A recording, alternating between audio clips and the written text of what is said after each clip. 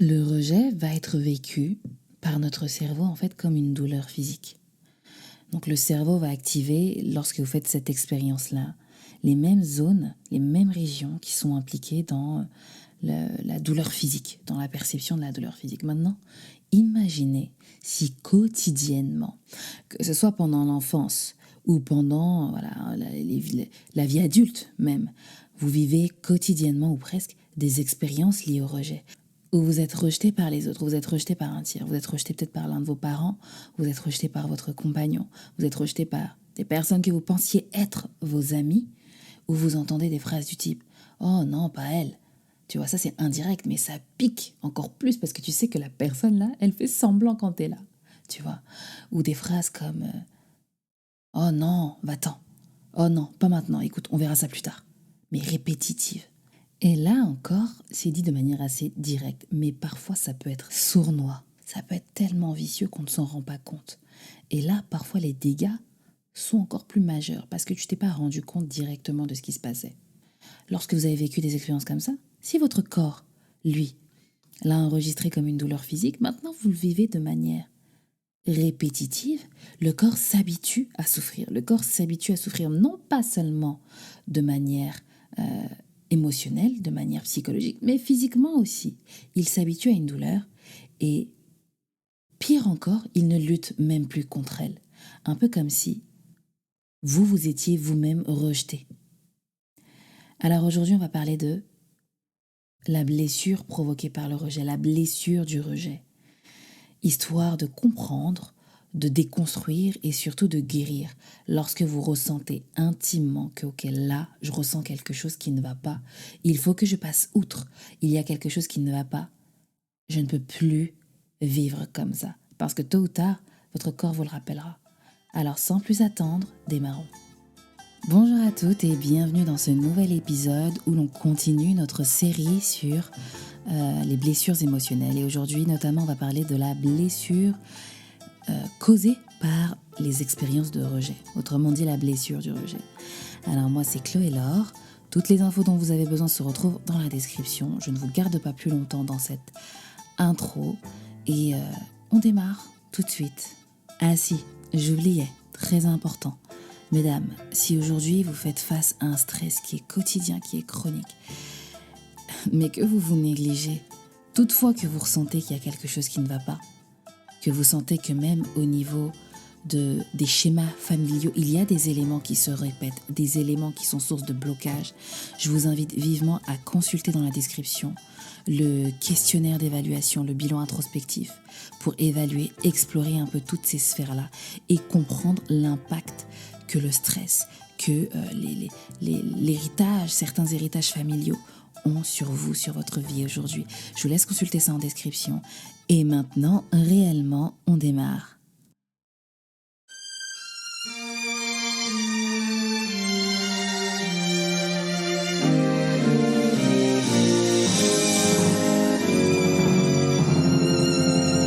Blessure du rejet, conséquences du rejet.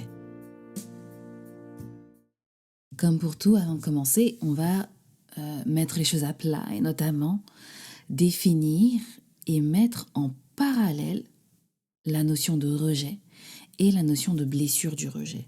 Le rejet, c'est quoi? Le rejet, c'est une expérience. Dans notre cas, en tout cas, on va parler du rejet comme d'une expérience lors de laquelle on a été exclu, lors de laquelle on a été peut-être renvoyé, refusé, où l'on a ressenti un déni d'un autre, d'un tiers, parfois même d'un groupe vis-à-vis de soi-même.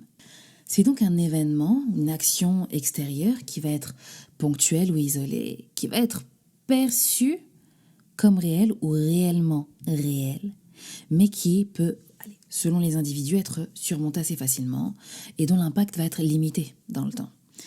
À côté de ça, on a la blessure du rejet. Et la blessure du rejet, c'est l'impact, c'est la conséquence de plusieurs événements de rejet, de plusieurs expériences de rejet. Et la différence, elle est là. C'est que la blessure du rejet, ça va être une conséquence émotionnelle qui est beaucoup plus profonde, beaucoup plus durable qu'un simple rejet, qu'une simple expérience de rejet, parce qu'elle a été liés à des événements répétitifs ou même encore des événements marquants au cours de sa vie. Surtout pendant l'enfance, mais pas que. Mais pas que. Toute période de vulnérabilité dans sa vie peut laisser des traces. Et c'est là que la blessure du rejet peut apparaître chez certaines personnes. Donc, d'un côté, on va voir le rejet qui va simplement être un événement, quelque chose de ponctuel, d'isolé, qui va être soit perçu comme réel, soit vraiment réel, qui peut être relativement surmonté facilement en fonction des individus, et qui va avoir des conséquences assez limitées dans le temps.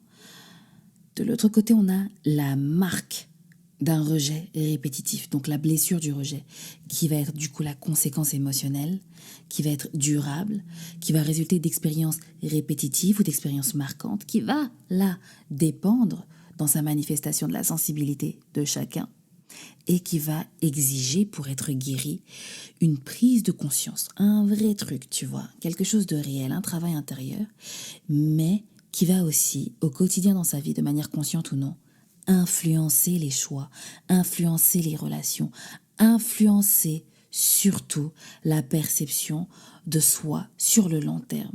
Et en réalité, c'est ça le cœur de la chose, c'est que cette perception de soi va avoir un effet sur les prises de décision, sur la manière dont on va s'impliquer ou non dans les relations, sur tout simplement sa vie au quotidien. Et c'est là justement que l'on va voir qu'en vrai de vrai, il y a un problème. Je ne peux pas faire semblant plus longtemps. Là, il y a vraiment quelque chose qui ne va pas, quelque chose qui nécessite mon attention.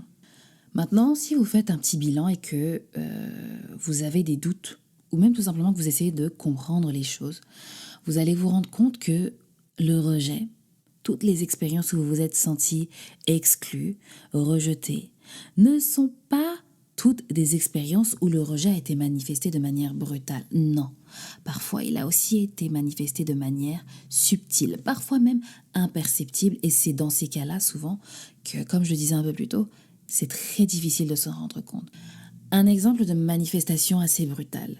Un parent, une figure d'autorité en tout cas, qui vous dit de manière répétitive ou non, non, c'est bon, vas-y, je veux plus te voir, sors d'ici. Oh, tu fais jamais rien comme il faut. Là, ok, de but en blanc, on sait ce qu'il en est. De manière un petit peu plus subtile, vous pouvez avoir un parent qui va peut-être constamment vous comparer à un autre enfant, tout en suggérant que cet autre enfant est meilleur que vous. Voilà, c'est subtil, tu vois. Ça en dit pas beaucoup, mais ça en dit assez pour que tu captes qu'il y a un problème. Mais là, déjà, tu as un parent qui te rend conscient de tes insuffisances, si on peut dire les choses comme ça. Et c'est aussi finalement très subtil, subjectif, parce que c'est relatif finalement à la perception du parent. Maintenant, dans tous ces différents types de rejets, si je peux dire les choses ainsi, donc le rejet brutal, le rejet subtil, il va également y avoir ces expériences où vous avez probablement vécu un rejet, une exclusion de manière imperceptible. Un exemple simple, je pense, dont on a toutes fait les frais, c'est un parent ou une figure d'autorité à laquelle vous êtes fréquemment exposé, qui va vous mettre à l'écart, par exemple, lors de discussions importantes, qui va vous mettre à l'écart, qui va... Là, vous voyez, c'est peut-être pas tant dans les paroles, ça va surtout être dans le comportement. Un parent qui, sans s'en rendre compte, va ignorer vos besoins, va ignorer vos opinions, va ignorer vos questions, va minimiser ce que vous ressentez du type « Oh, c'est pas grave, arrête de pleurer. Oh non, c'est pas grave, laisse couler. Oh, mais c'est pas grave, toi, tu prends toujours les choses comme ça. » Et cette répétition-là va laisser des marques. Pourquoi le rejet provoque une blessure chez certaines personnes et non chez d'autres ? Se poser cette question, c'est comme de chercher à comprendre pourquoi deux personnes qui vivent un même événement en gardent parfois des souvenirs totalement opposés. C'est comme se demander comment c'est possible que cette remarque glisse sur un tel mais brise cette autre personne. C'est comme se demander pourquoi parfois certaines plantes vont pousser dans n'importe quel sol alors que d'autres vont dépérir si on ne leur accorde pas un certain soin. Je fais ces comparatifs-là pour mettre en lumière que tout simplement, tout dépend de plusieurs facteurs. Parfois, on est là à se demander, mais pourquoi je réagis comme ça? Pourquoi ça m'affecte autant? Mais ça dépend de plusieurs raisons en fait. Ça peut dépendre de votre histoire personnelle. Ça peut dépendre de facteurs biologiques, de facteurs neurologiques qui vous sont propres. Ça peut dépendre du contexte émotionnel, de votre estime personnelle, celle avec laquelle vous avez grandi, celle que vous avez développée au fil de vos expériences. Mais ça peut aussi tout simplement dépendre de l'interprétation que vous faites des événements. Si on prend votre histoire personnelle, par exemple, la manière dont vous avez été élevé va jouer un rôle clé. Pourquoi? Parce que si vous avez vécu des expériences où vous avez été rejeté, où vous vous êtes senti rejeté à plusieurs reprises, presque quotidiennement, là forcément, vous allez développer une sensibilité accrue au rejet. Ça va être des enfants qui vont penser et qui vont grandir avec cette idée, donc devenir des adultes qui pensent que l'amour ou l'acceptation est conditionnel. Et ça va renforcer leur fragilité, notamment à travers leur relation à eux et leur relation aux autres. Si on regarde du côté des facteurs biologiques et neurobiologiques, certaines expériences de rejet vont déclencher une forte réponse au stress. Et donc on aura une grosse libération cortisol. Et ça va amplifier la douleur émotionnelle. Et ça peut même faire que cette douleur soit associée à une douleur physique. Parce que lorsqu'il y a une réponse à un stress, donc en l'occurrence là une expérience de rejet, un rejet, une exclusion, eh bien le corps va le manifester d'une certaine manière. On y reviendra un peu plus tard. Et c'est là que vous verrez que dans certains cas, vous êtes bien plus marqué que ce que vous pourriez penser. Et maintenant, si on regarde du côté émotionnel, du côté de votre estime personnelle, encore une fois, on ne réagira pas toutes de la même manière. Une personne qui a une bonne estime personnelle, une personne qui a une identité solide, ok, elle n'a pas été choisie pour un projet, ok, on lui a dit qu'on ne voulait pas d'elle ici, ça ne lui fera peut-être ni chaud ni froid. Elle va juste percevoir ce rejet comme, ok, c'est juste quelque chose qui vient d'arriver. C'est une circonstance extérieure. Et elle ne va pas pour autant remettre en question sa valeur. Là où tu te retrouves à remettre en question ta valeur, ton existence parfois, c'est là que tu vois que, ok, l'événement qui vient de se passer m'a atteint beaucoup plus que ce que je ne pensais, m'a atteint un petit peu trop pour que je laisse ça couler sans rien faire. Origine de la blessure du rejet. J'ai commencé à l'évoquer un peu plus tôt, la blessure du rejet. Donc le moment où le rejet vécu de manière répétitive va s'installer et causer un tort émotionnel qui va perdurer dans le temps. Va résulter en réalité de toute votre vie, mais principalement dans l'enfance, lorsque vous avez peut-être fait les frais d'une parentalité inadéquate. C'est-à-dire que, un exemple tout bête, je l'ai évoqué un peu plus tôt, un parent qui vous compare, qui vous critique, un parent qui d'une certaine manière rejette votre personnalité, rejette votre identité, rejette vos besoins. On a donc également ces événements qui peuvent arriver aussi dans le contexte scolaire, typiquement à l'école où il y a des activités, des projets avec les camarades, mais vous êtes soit la dernière à être choisie, soit celle qui est choisie par dépit, soit celle qui n'est, dans les cas les plus extrêmes, pas choisie du tout et qui peut-être s'est retrouvée souvent à faire le projet avec la maîtresse. Et il y a aussi les événements familiaux, les changements familiaux qui peuvent marquer cette blessure, comme un divorce et les conséquences qui s'en suivent, avec peut-être des déménagements répétitifs, avec des allers-retours chez papa et maman, et des disputes éventuellement qu'on peut entendre derrière la porte. Donc ça, c'est pour ce qui va résulter de l'enfance. Maintenant, pas que, parce que on n'est pas vulnérable uniquement lorsque l'on est enfant. On est aussi vulnérable dans sa vie adulte. Plusieurs moments de sa vie vont nous voir assez fragilisés. Et là aussi, si on n'a pas vécu de rejet pendant l'enfance, si en tout cas on les a surmontés assez facilement, ou si c'était là dans un petit coin, mais que on arrivait quand même à survivre, mais que là, arrivé à l'âge adulte, on vit certaines expériences assez douloureuses, eh bien, dans ces cas-là, on peut se retrouver avec une blessure du rejet qui vraiment s'installe, peut-être à cause de relations amoureuses, des échecs ou des ruptures amoureuses fréquentes, ça vient raviver certaines blessures de l'enfance et ça peut donc faire naître cette blessure du rejet. Dans le monde professionnel aussi, on peut ressentir ce rejet. Par exemple, lorsque l'on est ignoré lors de certaines réunions. Si en tout cas ça vous est déjà arrivé, on vous a ignoré, on a ignoré vos conseils, on a ignoré vos remarques, on ne vous a peut-être aussi pas sollicité pour un projet professionnel. Vous n'avez pas reçu la promotion que vous espériez recevoir après notamment avoir fait beaucoup d'efforts, ou en tout cas après avoir témoigné d'une certaine loyauté, d'une certaine justesse comportementale, si je peux dire les choses ainsi. Vous avez peut-être aussi reçu des critiques dans le travail, ça arrive, ou fait les frais d'une hypocrisie entre vos collègues, enfin dans les relations que vous avez avec vos collègues. Ce sont des expériences également qui peuvent raviver certains souvenirs liés au rejet ou en faire naître de nouveaux. Et si, encore une fois, répétitif, eh bien causer cette blessure du rejet. Mais il y a également des événements de vie majeurs, le décès d'un proche, le décès d'un être qui vous était cher, un licenciement, une maladie, la vôtre ou celle d'une personne qui vous est chère, qui peuvent marquer cette blessure du rejet. Et il y a un dernier facteur, un peu plus sournois, mais croyez-moi, très puissant, qui est la comparaison sociale. Et ça, aujourd'hui, on en fait les frais, qu'on le veuille ou non, avec l'essor depuis plusieurs années des réseaux sociaux, qu'on le veuille ou non. On est comparé et on se compare soi-même de manière inconsciente parfois. Pourquoi? Parce que voilà, on va voir qu'un tel, lui, il part en vacances 3 fois dans l'année quand même. Alors que moi, ça fait 4 ans que j'ai pas bougé. Ok, elle a fait une baby shower. Elle a fait un anniversaire de fou pour son enfant. Ok, son mari lui a offert ci. Pourquoi moi, le mien, il est là à côté, là, il est sur son téléphone. Pourquoi moi, le mien, il reste pendant 10 minutes aux toilettes? Et en fait, tu es là tout le temps à te comparer aux autres.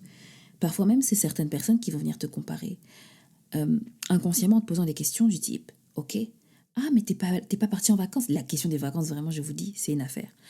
Ah mais t'es pas parti en vacances cette année? Ah ouais? Ah mais nous on est parti, tu sais, je sais pas si t'as vu les photos sur Insta.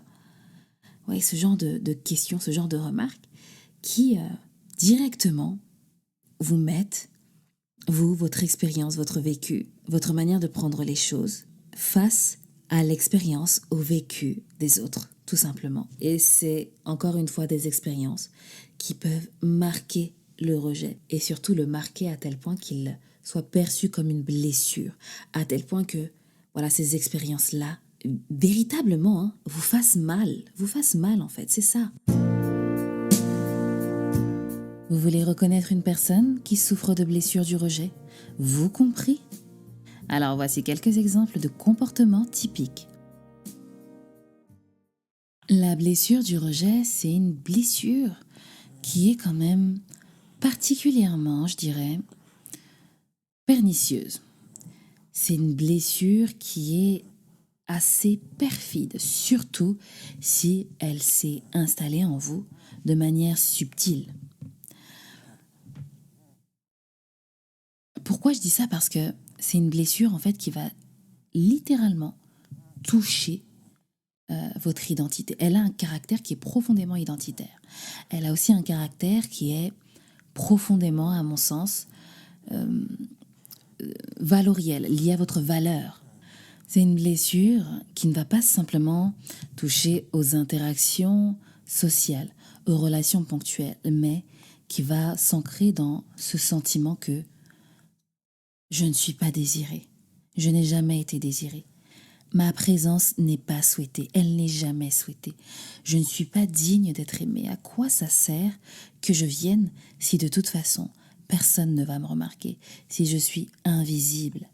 Pourquoi est-ce que je devrais faire cette chose pour cette personne?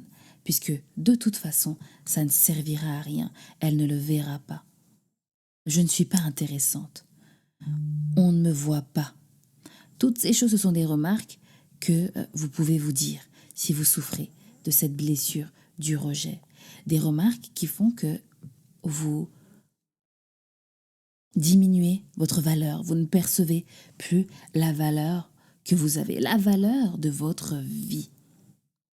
Et c'est là que ça devient particulièrement dangereux. Pourquoi? C'est que tous vos comportements vont être régis par cette perception de vous, notamment vos interactions sociales, notamment la manière dont vous vivez à vos propres côtés. Et, euh, et là, vraisemblablement, vous entrez dans un cycle vicieux, dans un cercle vicieux. Pourquoi? Parce que cette blessure, cet événement, ces événements que vous avez vécus, vous les faites revivre aux autres. On en parlait dans le premier podcast de la série où on disait que les blessures que l'on vit, les douleurs que l'on a, bien souvent, on les inflige aux autres.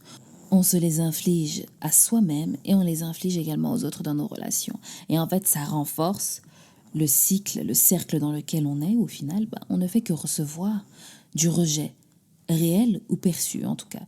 La réception, elle est aussi propre à ses propres sensations, à sa sensibilité personnelle. Donc typiquement, on va avoir des comportements comme l'évitement social, où vous allez éviter certaines situations par peur de ne pas être accepté ou par peur de subir un rejet. Et donc, vous allez d'avance vous retirer de certains groupes, vous retirer de certaines activités. On va également avoir des comportements peut-être un peu inverses, où vous allez cette fois-ci chercher la validation des autres.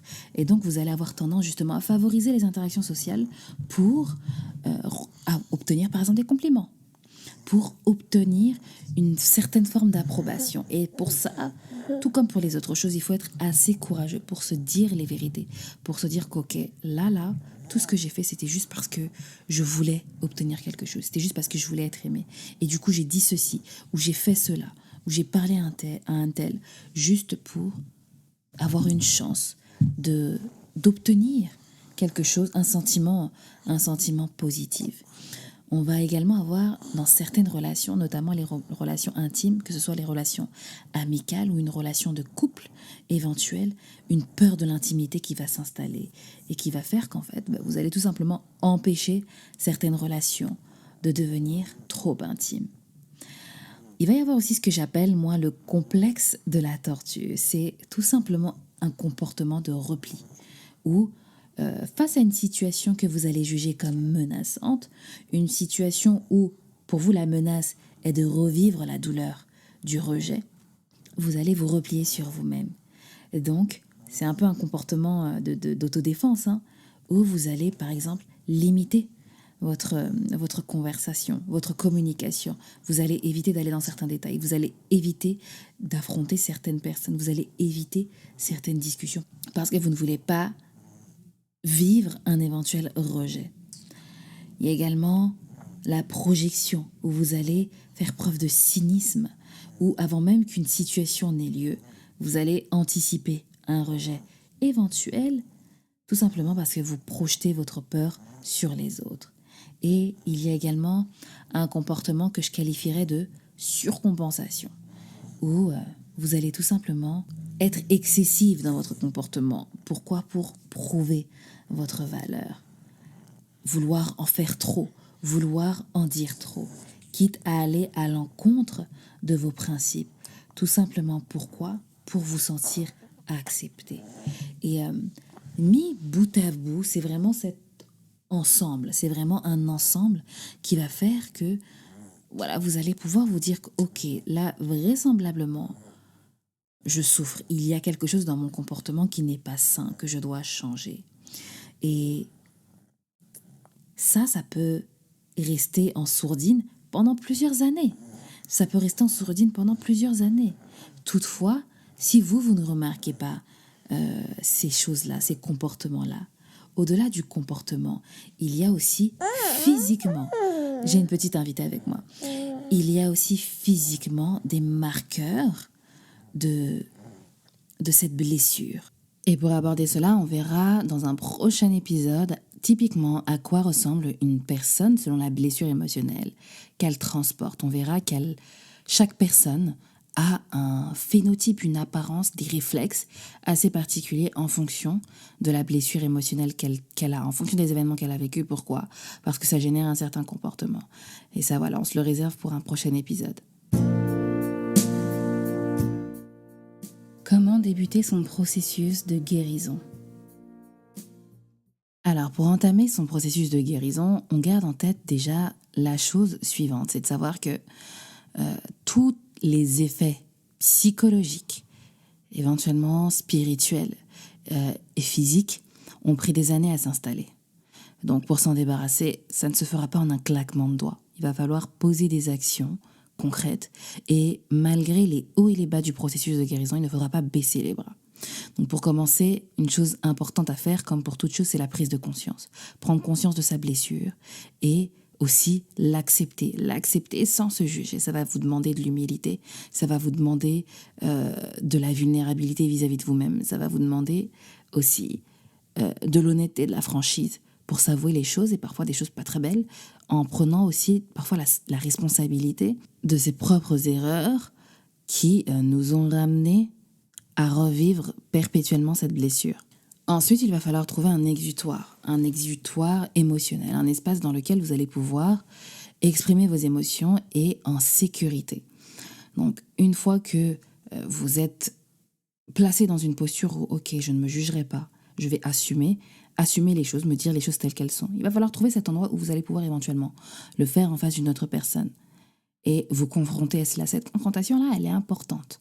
Elle est importante parce qu'elle permet de verbaliser, de conceptualiser, de tout simplement assumer un petit peu plus les choses qui se sont passées.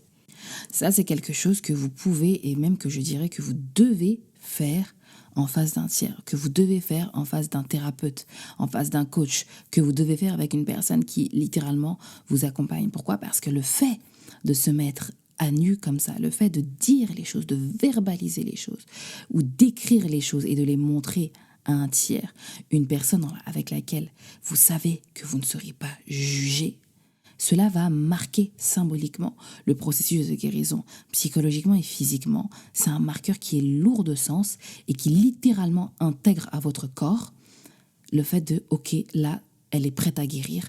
On peut enclencher les processus de guérison physique, psychique, émotionnelle, spirituelle. Ensuite, il faut se dire cette chose-là, c'est que pendant toutes ces années où vous avez littéralement porté ce rejet, les conséquences de ce rejet, le fait de vous rabaisser, le fait de ne pas voir votre valeur, le fait de vous exclure automatiquement de certains groupes, toutes ces choses-là et d'autres encore, il faut vous dire que ces années-là ont créé des schémas de pensée. Ces années-là ont laissé littéralement en vous un traitement que vous vous accordez par vous-même. Et donc, il va falloir apprendre à reformuler ces pensées-là. Déjà, le travail que vous allez commencer avec un professionnel, coach, psychologue, un thérapeute, peu importe, va vous aider normalement à reformuler tous ces schémas de pensée, toutes ces pensées limitantes. Pourquoi ? Parce que on garde en tête que les paroles ont du pouvoir. Les paroles qu'on l'on se dit à haute voix et également le discours intérieur que l'on a. Donc il va falloir reformuler toutes ces pensées-là encore dans ce processus de guérison très important pour apprendre tout simplement à s'accorder à nouveau de la valeur, pour apprendre à se traiter différemment. Très important. Et donc on comprend bien que ce chemin de guérison, là ce sont vraiment les grands axes. Après il faut aller au cas par cas parce qu'on n'a pas toute la même histoire. Mais voilà, ce chemin de guérison est parsemé d'actions que vous allez faire si vous êtes accompagné avec quelqu'un, d'actions que vous allez également faire seul. Parce que voilà, vous connaissez, vous savez parfois les choses qu'il faut ajouter ou les choses qu'il faut modifier pour vous guérir. Vous pouvez les soumettre à la personne avec laquelle vous travaillez. C'est important aussi d'avoir ce rapport de confiance l'un vis-à-vis de l'autre. Et il va falloir garder en tête également, et ça donc on l'approfondira dans le prochain podcast, dans l'un des prochains podcasts sur du coup l'impact physique, il va falloir garder en tête que, sachant que le corps, dans son intégrité physique, a été atteint, il va également falloir le guérir, le soulager. Et donc ça, on prendra des exemples un peu plus concrets dans le podcast qui sera réservé justement à l'impact physique des blessures émotionnelles. Donc voilà, on évite la complaisance et on est responsable de soi. Et d'ailleurs, si vous voulez justement marquer le point de départ de ce processus de guérison, rendez-vous dans la description pour votre questionnaire bilan. Allez, concluons notre podcast. Alors la blessure du rejet naît de rejets qui ont été vécus de manière successive au cours de sa vie, notamment dans l'enfance. Ça va prendre ses racines dans l'enfance, mais pas que. Ça peut prendre naissance, ça peut prendre racine à partir de toute période de votre vie où vous êtes vulnérable. Et du coup, ça crée littéralement une porte d'entrée à toutes ces choses-là. On n'est pas toutes touchées par cette blessure. On n'est pas toutes touchées. Pourquoi ? Parce qu'on a des vécus différents. On a tout un tas de choses qui font qu'on a une vie simplement différente et on ne réagit pas de la même manière aux événements que l'on vit. Ce qui fait que même s'il y a des comportements typiques à cette blessure, on n'exprimera pas toutes les mêmes comportements, les mêmes gestes, les mêmes paroles. On n'aura pas toutes les mêmes schémas de pensée. Mais il y aura quand même un pattern qui sera reconnaissable parmi des personnes qui traînent vraiment cette blessure du rejet. Et pour guérir, il faut agir et agir sans plus attendre. Je vous laisse avec la description pour le questionnaire, votre questionnaire. Faites-le, faites ce bilan, très important pour comprendre certaines choses. Et en attendant notre prochain podcast, abonnez-vous, DM sur Instagram si vous avez des questions, email également, vous avez toutes les coordonnées en description. Et en attendant notre prochain épisode, portez-vous bien, osez être vrai et vivre sans regret, une vie saine de corps et d'esprit.